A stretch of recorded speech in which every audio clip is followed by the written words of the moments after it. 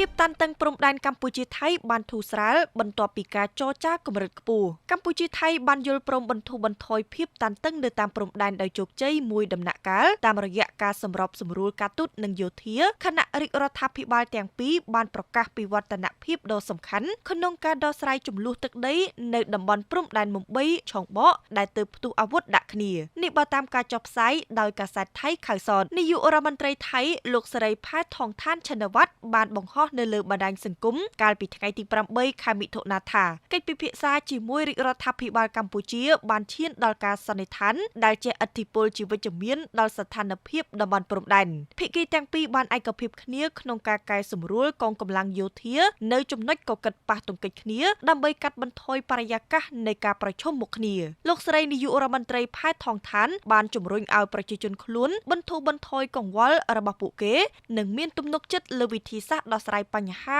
របស់រាជរដ្ឋាភិបាលដោយលោកស្រីធានាដល់ប្រជាជនថានឹងមិនមានឧបទ្ទហេតុធ្ងន់ធ្ងរនៃចំនួនផ្ទុះឡើងនោះទេការយល់ព្រមកែសម្រួលកងទ័ពបានកាត់ឡើងក្នុងអំឡុងការចរចាផ្នែកយោធាកម្ពុជាថៃអ្នកនាំពាក្យកងទ័ពថៃលោកវិនថៃស៊ូរាវីបង្ហើបថាកម្ពុជាយល់ព្រមដាក់ពង្រាយកងទ័ពឡើងវិញដោយកាលពីឆ្នាំ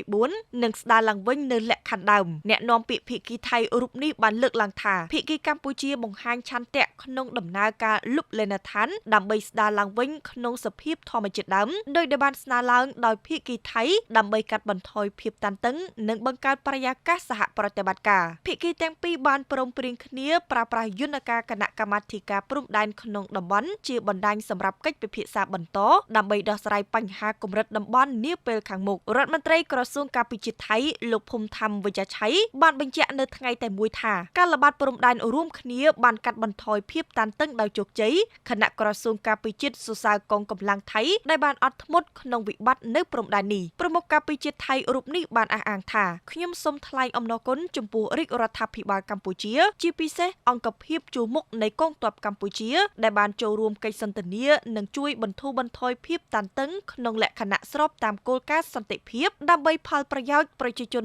នៃប្រទេសទាំងពីរឥឡូវនេះភាគីកម្ពុជាថៃកំពុងសម្លឹងឆ្ពោះទៅរកកិច្ចប្រជុំគណៈកម្មការព្រំដែនដែលហៅកាត់ថា JBC នៅថ្ងៃទី14 ខែមិថុនាឆ្នាំ